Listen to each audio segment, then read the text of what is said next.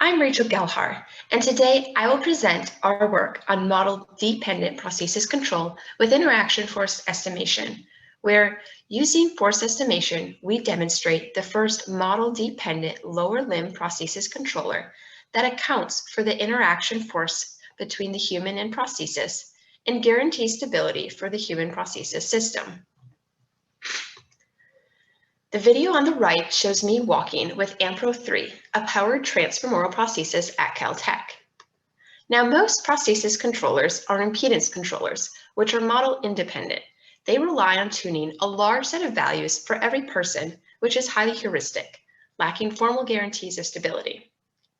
However, bipedal robot control methods such as ResCLFs and an ID-CLF-QP, which I will explain later, guarantee stability for legged robots and are implementable on hardware. Now, these methods cannot be directly applied to the prosthesis since they require the full system dynamics and the human dynamics are unknown. However, assuming we have knowledge of the interaction force between the human and the prosthesis at the socket, we previously developed a separable subsystem ResCLF with local prosthesis information and theoretically proved it guarantees human prosthesis stability.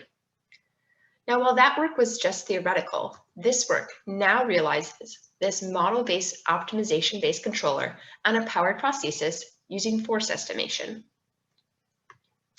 To start, I'll give an overview of what I will talk about today. First, I will briefly go over the separable subsystem ResCLF controller constructions developed previously that we realize on hardware in this paper. Next, I will introduce the ID-CLF-QP developed for a CASI biped robot by someone else in our lab to provide a ResCLF that was implementable on hardware. I will explain the force estimation method we developed to obtain an estimate of the socket interaction force between the human and the prosthesis. We test our controller with this estimation and simulation and validate that accounting for the interaction force is important, as well as verify our estimation replaces it well. We implement this controller and hardware on our Ampro 3 platform, a powered prosthesis that has a motor to actuate the knee and a motor to actuate the ankle. The only sensing on board are two encoders to measure joint position and velocity. The hardware results show force estimation improves tracking performance, and the model-dependent controller satisfies formal guarantees of stability and utilizes the natural dynamics of the system. To obtain our system dynamics for control, we model the human prosthesis system as a bipedal robot with a series of rigid links and joints. We separate the prosthesis from the human and model the connection as a fixed joint. The dynamics are given by the Euler-Lagrange equation, where this holonomic constraint equation is used to find the ground reaction forces. The prosthesis dynamics from the prosthesis dynamics can be written on their own with the addition of the interaction force term from the fixed joint. This is included here at the top of the prosthesis. And this holonomic constraint equation gives us the ground reaction forces on the prosthetic. Due to the fixed joint, when we arrange the human prosthesis dynamics as an ODE, we obtain a separable system, where a subset of the control inputs do not affect the separable subsystem, the prosthesis. We call the rest of the system the remaining system, which is the human. We can use the prosthesis dynamics to form an equivalent subsystem for the separable subsystem, and this only depends on local information of the prosthetic, including the interaction force between the human and the prosthesis.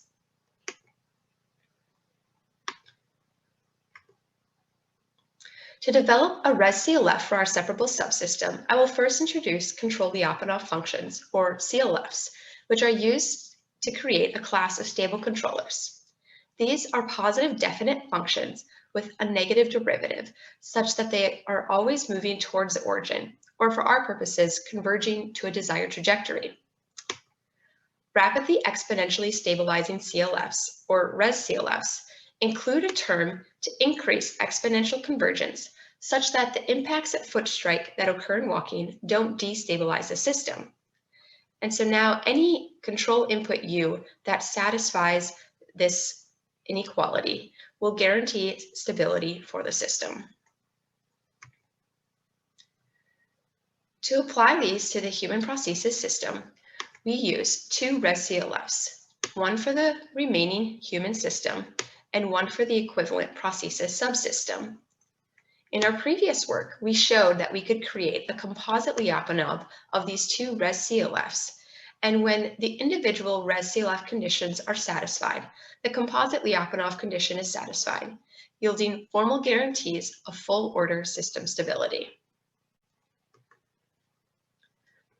To implement a res-CLF on hardware, we employ the Inverse Dynamics CLF Quadratic Program, or ID-CLF-QP, developed for a much more complex legged robot called Cassie.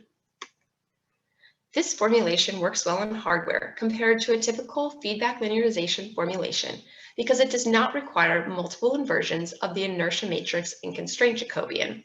So it is much less computationally expensive and less prone to error. Instead, the QP solves for the accelerations, control input, and contact forces simultaneously to satisfy all the constraints. So here are the prosthesis dynamics, here's our CLF constraint, and our holonomic constraints and output trajectories are included in this cost. Note that the prosthesis dynamics require knowledge of the socket interaction forces. Since we do not have a force sensor at the socket, we estimate the socket interaction forces from the human by using the difference between the discrete accelerations calculated by the change in velocity over a time step and the expected accelerations with no interaction force from our prosthesis dynamics from the previous time step. Multiplying the difference with the inertia matrix, we obtain residual dynamics and include this in the QP in place of the projected interaction forces. We average our force estimate over 10 time steps to achieve a smooth signal. We simulate this controller. We also test the ID-CLF-QP without including the interaction forces, and it yields terrible tracking shown in orange. Whereas the ID-CLF-QP with force estimation in pink and the ID-CLF-QP with true knowledge of the interaction forces in blue achieve perfect tracking matching the desired trajectory in green. The black is human data we are trying to have the desired trajectory match. This validates that accounting for the interaction forces is important since it yields much better tracking than without. Additionally, the ID-CLF-QP with force estimation yields the same tracking and almost an equivalent control input as the ID-CLF-QP with true knowledge of the socket force. We can't directly compare the socket forces estimated by the QP and the actual socket forces occurring, since the socket and ground force calculations are coupled with each other. We can, however, compare the sum of the projected ground and socket forces used in the ID-CLF-QP, and this is equivalent between the estimated and the true. What I mean is the sum of these terms in the QP. And so what the QP estimates is shown by the dashed lines, and what the true terms are shown by the solid lines. You can see these are almost equivalent. These results verify our force estimation method reasonably captures the unmodeled dynamics. Now, to implement this controller on hardware, we use AMPRO 3, a powered transfemoral prosthesis designed and built by our lab. It has two motors to control the knee and ankle, two encoders to give joint position and velocity, harmonic gearboxes for mechanical reduction. The motors are controlled by Elmo motion controllers, which are given commands from a BeagleBone microprocessor, which runs all of the computations on board. When we implemented the ID-CLF-QP with force estimation on AMPRO 3, we found the force estimation greatly improves tracking results compared to the PD controller, which has this large error in stance, which is where we're applying our given controller, and the ID-CLF-QP that does not account for the socket force, which also has a large error in stance. And here you see that this is the result with the force estimation, which has much better tracking. So accounting for the interaction force is important, and this method of force estimation improves performance. Our results also show the CLF derivative, shown in blue, stays below the CLF bound, shown in red, meaning the system is stable. Additionally, we note that the control input is small when the CLF is well below the bound. So when the blue line is much below the red line, our control input in pink is very small. This is especially notable because this occurs at the beginning of the step when there is a large tracking error. And other controllers may aggressively respond to a large error with a big energy cost, but this model-dependent controller can utilize the natural dynamics of the system since it has a metric of stability. Since it knows it is very stable, it doesn't have to use as much energy to keep the system stable. In conclusion, we realized a separable subsystem res-CLF on a prosthesis platform. This is the first experimental realization of a model-dependent prosthesis controller that accounts for interaction forces. As such, it is also the first instance of realizing prosthesis control with formal guarantees of stability for the human prosthesis system.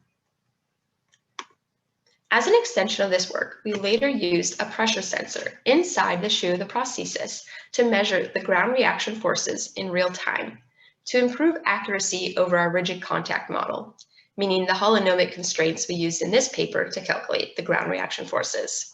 And so this pressure sensor can better capture various terrains such as soft grass. Future work will work to improve the socket force estimate through force sensors and machine learning, as well as implement the controller in swing phase. Thank you for your attention today. And with that, I would like to acknowledge my advisor, Dr. Aaron Ames. I am funded by the National Science Foundation. Here's my contact information. If you have any questions, I'd love to hear from you. Thank you.